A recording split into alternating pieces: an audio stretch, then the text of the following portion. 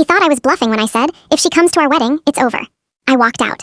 Have you ever given someone a second chance because you truly believed they were capable of change? 2 years ago, I caught my husband, Mark, texting his ex every single night for months. He swore it was just emotional support because her father was sick. I chose to believe him, but I set one absolute, non-negotiable boundary. I told him she is never to be part of our lives again. If she shows up at our wedding in any capacity, we are done. No discussion. He looked me in the eyes and promised. We spent 14 months rebuilding. We went to therapy, he became more present, and the trust grew back brick by brick. I poured my heart into the wedding. I spent $2,400 on a dress that made me feel like royalty. I handwrote every single seating chart for our 180 guests. During our vows, Mark cried.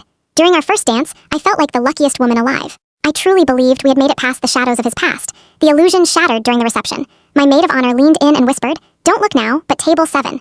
There she was. A woman in a forest green dress, laughing with Mark's college friends. Mark hadn't just invited her, he had hidden her as a +1 for a friend to bypass the guest list I had memorized.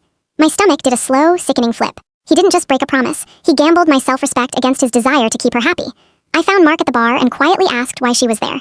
He didn't look guilty, he looked annoyed. He laughed it off and said, "She's going through a lot, and I didn't think it would be a big deal today.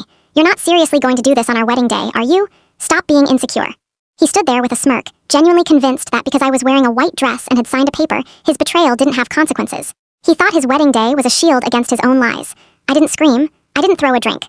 I simply realized that he didn't respect me, he just thought he could manage me. I nodded, set my champagne glass down on the mahogany bar, and walked to the bridal suite.